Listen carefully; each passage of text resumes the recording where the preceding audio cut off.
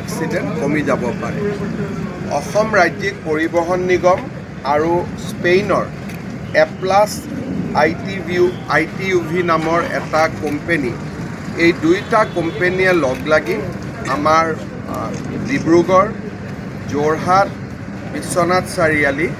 আৰু বঙাইগাঁও জিলাত 4টাকৈ এনেকুৱা ফিটনেছ চেণ্টাৰ প্ৰতিষ্ঠা কৰিছে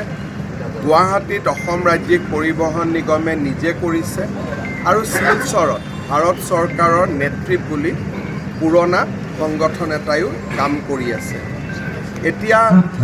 লাহে লাহে দ্বিতীয় অফিচত ফিটনেছ দিয়া বন্ধ হৈ যাব আৰু সম্পূৰ্ণ ফিটনেছ এই চেণ্টাৰত কৰিব লাগিব আৰু ফিটনেছ চাৰ্টিফিকেট পোৰ্টেলত আপলোড হ'ব ৰাস্তাত বা আন জায়গাত পৰিদৰ্শন কৰি যদি গাড়ীৰ ফিটনেছ চাৰ্টিফিকেট নাথাকে চৰকাৰে ব্যৱস্থা ল'ব পাৰিব কমাৰ্চিয়েল ভেহিকলে 8 বছৰত দুবাৰ ফিটনেছ কৰিব লাগে আৰু প্ৰাইভেট ভেহিকলে 15 বছৰৰ মূৰত এবাৰ ফিটনেছ কৰিব লাগে যোৰহাটৰ বাবে এইটো এটা ডাঙৰ সংযোজন এটা বিদেশী বিনিয়োগ আহিছে ইয়াতে প্ৰায় 17-18 কোটি টকাৰ মই আশা কৰোঁ যে এই অটোমেটিক টেষ্টিং চেণ্টাৰটোৱে আমাৰ যান বাহন ক্ষেত্ৰখনত বা অটোমোবাইল ক্ষেত্ৰখনত এটা বিশিষ্ট ভূমিকা আগবঢ়াবলৈ সক্ষম হ'ব 2024-25 পৰ্যটন বৰ্ষৰ কাজিৰঙাত ৰেকৰ্ড কৰি দিব সৰ্বকালৰ অভিলেখ ভাঙিছে 4 লাখৰ অধিক পৰ্যটক কাজিৰঙাত প্ৰধানমন্ত্ৰী মোদী ডাঙৰীয়া থাকি গ'ল ভূটানৰ ৰজা থাকি গ'ল ৰাষ্ট্ৰপতি মহোদয়া থাকি গ'ল